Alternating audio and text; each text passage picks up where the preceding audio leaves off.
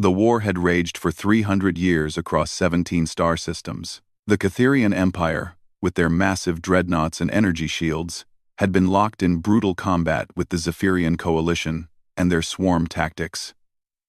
Billions had died. Entire planets lay in ruins.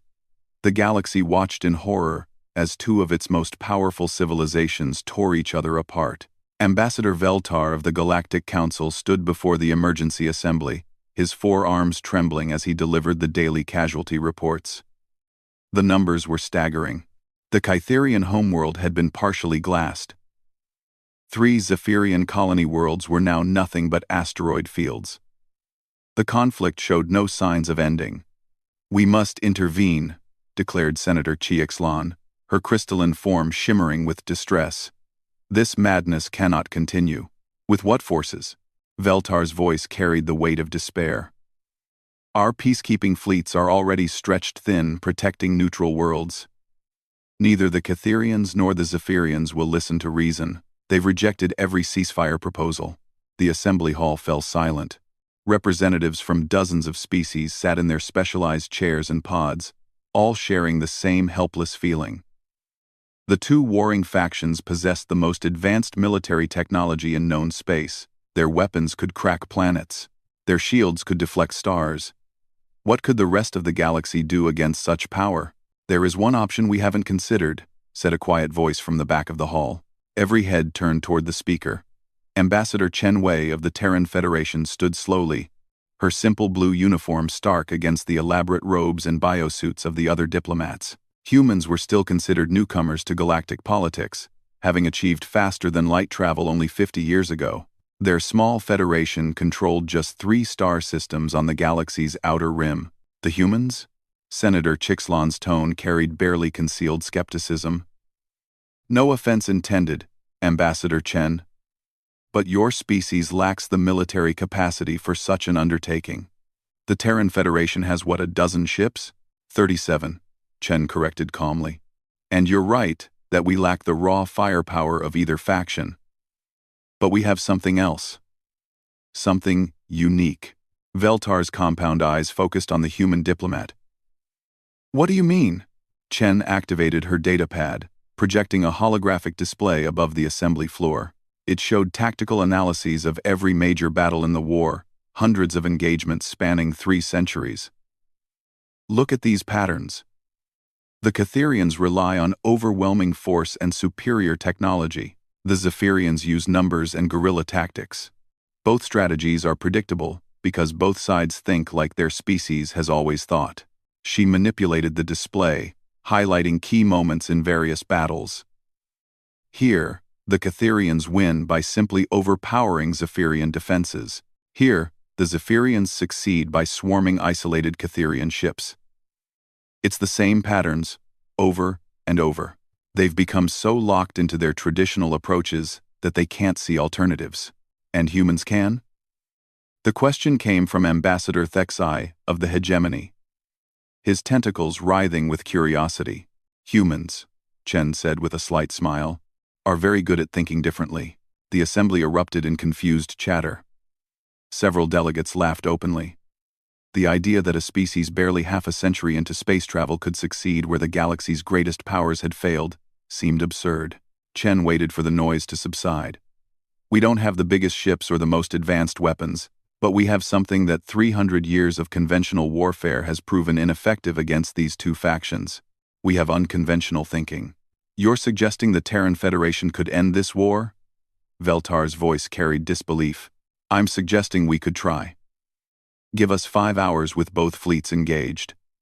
5 hours to prove that sometimes a different perspective is worth more than 1,000 dreadnoughts. Readers, I'm suggesting we could try. With me." The silence that followed was deafening. 5 hours. It seemed like a joke. The last major battle had lasted 18 months. Senator Chixlan finally spoke. "And if you fail? If your 37 ships are destroyed in those 5 hours?" Chen's expression grew serious. "Then the galaxy will know that we tried. That when faced with an impossible situation, humanity didn't stand aside. We stepped forward." The debate that followed lasted 7 hours. Species after species voiced objections. The humans were too inexperienced. Their technology was primitive. They would only add to the casualty count. But as the arguments continued, a strange thing happened. The sheer audacity of the proposal began to resonate. Here was a young species, vastly outgunned, offering to attempt what no one else believed possible. Finally, Veltar called for a vote. The measure passed by a single vote, with most delegates abstaining rather than supporting or opposing. The Terran Federation would be granted authorization to intervene in the war, but only under strict conditions. They would have exactly 5 hours from the moment they engaged. If they failed to achieve a ceasefire in that time, they would withdraw immediately. Chen accepted the terms without hesitation. As she left the assembly hall, she could hear the whispered conversations of other delegates. Most thought they had just witnessed the authorization of an elaborate form of suicide. A few wondered if the humans might actually have a plan. 3 days later, Admiral Sarah Murphy stood on the bridge of the TFS, Indomitable, humanity's newest and most advanced ship. Around her, the 37 vessels of the Terran Intervention Fleet hung in space at the edge of the Kepler system, where the latest battle between Catherian and Zephyrian forces had been raging for 6 days. "Admiral," reported Commander Torres from the sensor station, "both fleets are fully engaged. The Catherians have 43 ships, including 2 super dreadnoughts. The Zephyrians have over 300 vessels, mostly fast attack craft." Murphy nodded, studying the tactical display. The 2 fleets were locked in their predictable dance of destruction. Catherian ships forming defensive formations, while their massive weapons systematically eliminated Zephyrian swarms. Zephyrian craft darting in and out, picking off isolated Catherian vessels that strayed from their formations. "Time to see if Admiral Chen was right," Murphy muttered to herself. The ambassador's sister had developed the plan they were about to attempt. It was radical, unprecedented, and completely insane by conventional military standards. "All ships," Murphy announced over the fleet communication channel. "This is Admiral Murphy. You know what we're here to do. In 60 seconds, we're going to show the galaxy what humans can accomplish when we stop thinking like everyone else. Remember, we have 5 hours to end a 300-year war." No pressure. Nervous laughter crackled across the communication channels. Every human in the fleet knew they were about to attempt the impossible. But they also knew that impossible was just another word for something no one had tried yet. Admiral Murphy watched the countdown timer reach 0. Execute, Operation Paradigm Shift. What happened next defied every principle of space warfare that had been established over millennia.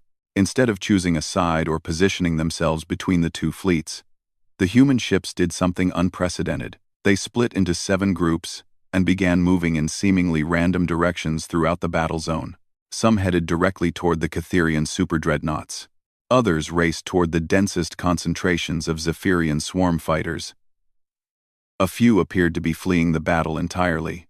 On the bridge of the Catherian flagship Eternal Dominance, Fleet Commander Vexhai watched the human ships with growing confusion. "What are they doing? Their formations make no tactical sense." His tactical officer's scaled features showed equal bewilderment.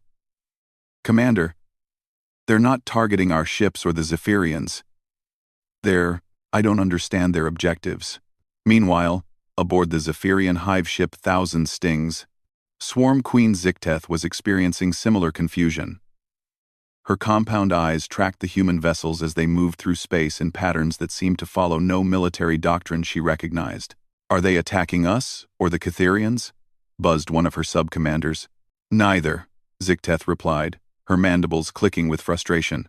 "They're not attacking anyone." The human ships reached their designated positions throughout the battle zone. Then, as one, they activated a technology that had never been used in space combat before.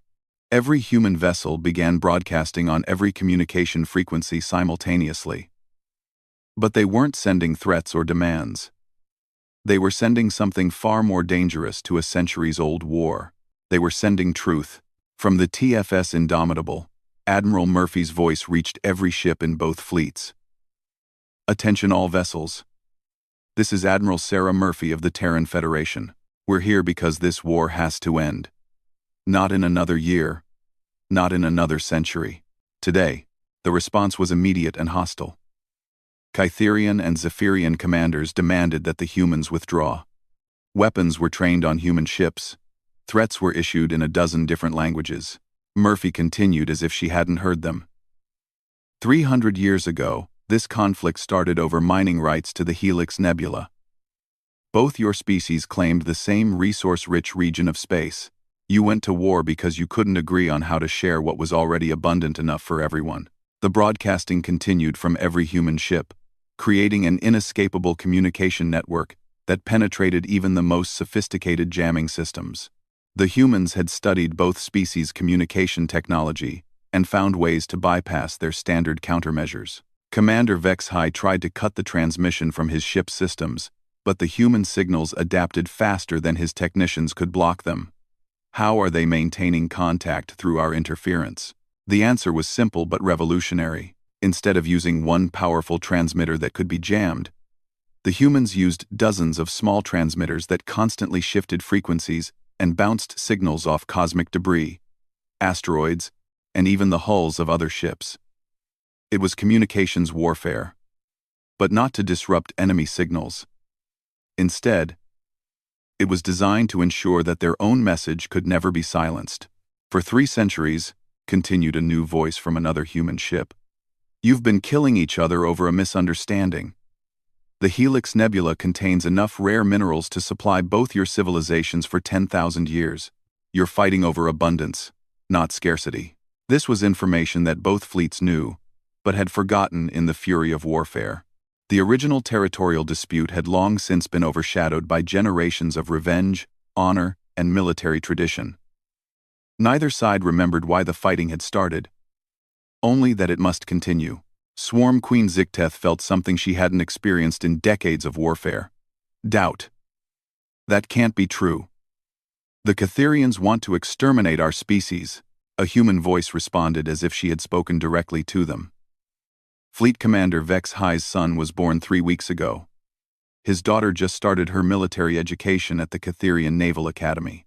Swarm Queen Zicteth's hive produced its largest worker generation in 50 years last month, despite the war. You're not species trying to exterminate each other. You're people trying to live while your governments perpetuate a conflict that serves no one. The effect was electric. Personal information, civilian achievements, cultural celebrations, all the things that made both species more than just military targets, began flooding the communication channels. The humans had done something that 3 centuries of warfare had prevented. They had reminded both sides that their enemies were people. But the human plan was just beginning. Admiral Murphy's voice returned. We've spent the last 30 days analyzing every battle in this war. Every tactic, every strategy, every victory and defeat. We've found something interesting. The tactical display from TFS Indomitable was suddenly shared across every ship in the battle zone. It showed a comprehensive analysis of the entire 300-year conflict, broken down into patterns, statistics, and projections. You're both winning, Murphy announced. The Kytherians have superior technology and defensive capabilities. You win every direct engagement. The Zephyrians have superior numbers and mobility. You win every guerrilla campaign. You're perfectly matched. This war could continue for another 1,000 years with neither side achieving victory. The data was undeniable. Both species had developed military doctrines specifically to counter their enemies' strengths, creating a perfect stalemate. Every Kytherian victory was balanced by a Zephyrian success elsewhere. Every technological advancement was matched by a tactical innovation. Commander Vex-High studied the projections with growing horror. The analysis suggested that his grandchildren might still be fighting this war, and their grandchildren after that. But there's another option, continued Murphy. You could redirect all this military innovation toward the real challenges facing both your species. Climate restoration for the Kytherian colonies, damaged by industrial expansion, resource distribution for the Zephyrian hives that have outgrown their current systems. Problems that actually threaten your people's futures. The human ships began moving again, but not in attack formations. They positioned themselves between random Kytherian and Zephyrian vessels, not as shields, but as physical reminders of their presence. Any shot fired would have to go through a human ship first. "You're using your children as shields," growled Fleet Commander Vex-High over the communication channel. "No," replied Admiral Murphy. "We're using ourselves as witnesses. If this battle continues, the galaxy will remember that humanity tried to stop it. But more importantly, you'll remember that you chose to continue killing each other instead of choosing to live." The human strategy was becoming clear. They couldn't stop the war through force. Instead, they were making it impossible to continue the war without thinking about what it really meant. Every shot fired would be a conscious choice to value vengeance over peace, honor over survival, tradition over the future. Swarm Queen Zicteth found herself hesitating before giving her next attack order. The human ship TFS Endeavour hung in space directly between her finest attack squadron and a damaged Catherian cruiser. She could destroy both with a single concentrated barrage, but the humans had made her remember something she had tried to forget. She had a name. Her enemy had a name. They both had families, dreams, fears, and hopes that extended beyond this battlefield. For the first time in 300 years, the war had become personal again. And personal conflicts, unlike military ones, could be resolved. The moment of decision arrived 3 hours into the human intervention. Fleet Commander Vex-High had received orders from the Catherian High Command to eliminate the human interference and continue the battle. Swarm Queen Zicteth had similar instructions from the Zephyrian War Council. Both commanders found themselves staring at targeting solutions that would destroy human ships along with their enemies. Neither could bring themselves to fire. "Admiral Murphy," Vex-High's voice crackled across the communication channels. "You've made your point. Withdraw your vessels before we're forced to destroy them." Murphy's response was calm and immediate. "Commander, we appreciate the warning, but we're exactly where we need to be. The question isn't whether you can destroy us. The question is whether you should." The human admiral activated a new broadcast. This one directed specifically at the civilian populations of both species. Using the same adaptive communication technology, human signals began reaching Catherian cities and Zephyrian hives throughout the galaxy. "Citizens of the Catherian Empire and the Zephyrian Coalition, this is humanity speaking to you directly. For 300 years, your leaders have told you this war was necessary, that your survival depended on the complete defeat of your enemies. We're here to tell you something different." The broadcast showed images that neither government had wanted their people to see. Catherian children playing in parks rebuilt after bombing campaigns. Zephyrian workers constructing schools in systems that had never seen warfare. Both species thriving in regions far from the combat zones, proving that coexistence was not only possible, but natural. "Your species aren't natural enemies," the human message continued. "You're neighbors who've forgotten how to talk to each other." But the most powerful part of the broadcast was what came next. The humans had done something unprecedented in galactic history. They had interviewed refugees, civilians, and non-combatants from both species who had been displaced by the war. Catherian families who had lost homes to Zephyrian raids. Zephyrian communities that had been devastated by Catherian bombardments. What the interviews revealed shocked both fleets. Nobody wanted the war to continue. The soldiers fought because they were ordered to fight. The commanders gave orders because military doctrine demanded it. The politicians maintained the conflict because changing course would mean admitting 3 centuries of mistakes. But the people, the ordinary citizens who actually lived with the consequences of war, desperately wanted it to end. Swarm Queen Zicteth listened to the voice of a Zephyrian mother whose hive had been evacuated 17 times due to Catherian attacks. "I don't hate them," the mother said. "I just want my offspring to grow up somewhere safe. If that means sharing space with Catherians, then let's share space." Fleet Commander Vex-High heard similar sentiments from Catherian civilians. Veterans who had fought bravely but questioned why they were still fighting. Business leaders who calculated the economic benefits of peace. Philosophers who wondered what their civilization might accomplish if its greatest minds weren't focused on developing new ways to kill. "This is psychological warfare," Vex-High muttered to his tactical officer. "Is it working?" the officer asked. Vex-High studied the tactical display, where human ships continued their impossible positions between opposing fleets. Yes, it's working perfectly. The final phase of the human plan activated in the 4th hour. Instead of continuing to talk about peace, the humans began demonstrating what it might look like. Admiral Murphy announced a temporary ceasefire proposal.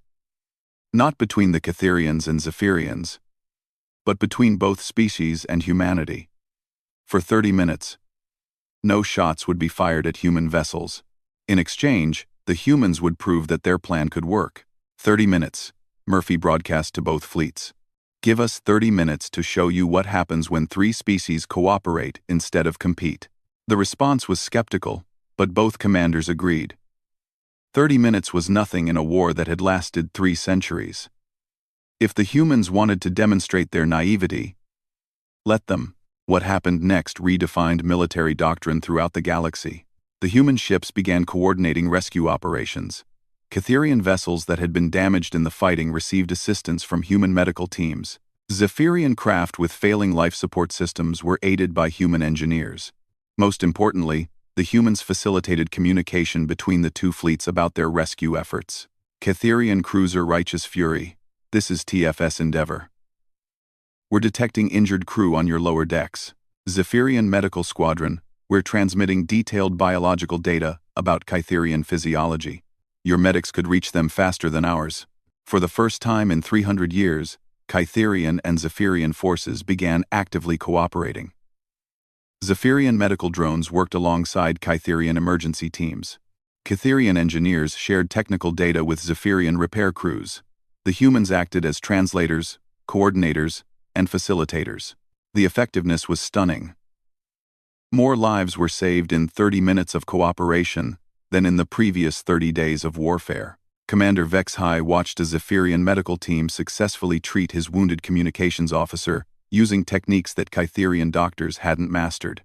The irony was overwhelming. His enemies had just saved the life of one of his crew members.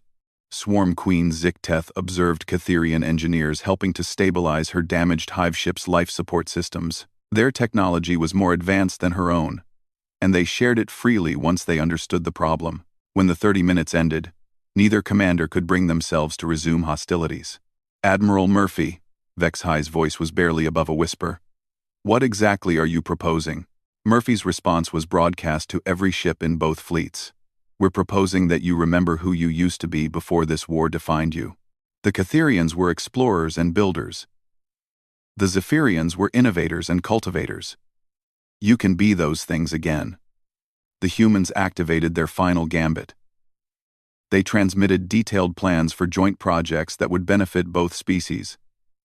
Shared research initiatives that would advance both civilizations. Trade agreements that would make both societies more prosperous.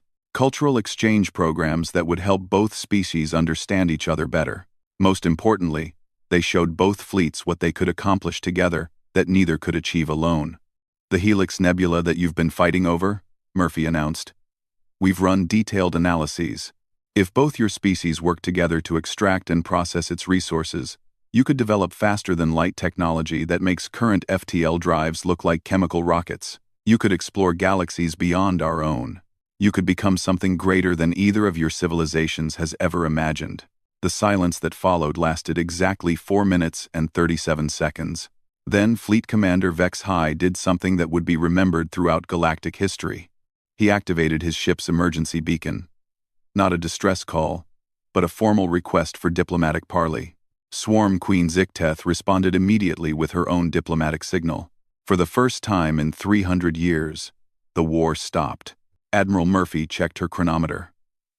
4 hours and 52 minutes since the human intervention began. 8 minutes under their deadline. All human vessels, she broadcast with quiet satisfaction. Mission accomplished. Time to go home. But as the human ships began to withdraw, they received an unexpected message. It came simultaneously from both fleet commanders. Admiral Murphy, this is Fleet Commander Vexhai and Swarm Queen Zikteth speaking jointly. We request that human representatives remain as witnesses to our negotiations. And there was a long pause. As teachers, we seem to have forgotten how civilized beings settle their differences. Admiral Murphy smiled. Request granted. Humanity would be honored to help. 3 days later, the Kytherian-Zephyrian Accords were signed aboard the TFS Indomitable. The war that had raged for 3 centuries ended not with a decisive battle, but with a recognition that some conflicts could only be resolved by changing how people thought about them. The galaxy learned that sometimes the greatest victory wasn't about having the biggest weapons or the strongest shields. Sometimes it was about convincing people to remember what they were fighting for, and whether it was worth fighting for at all. Humanity had entered the conflict with 37 ships, and ended it in 5 hours. They had accomplished what seemed impossible, not through superior firepower, but through superior understanding of what people truly wanted: peace.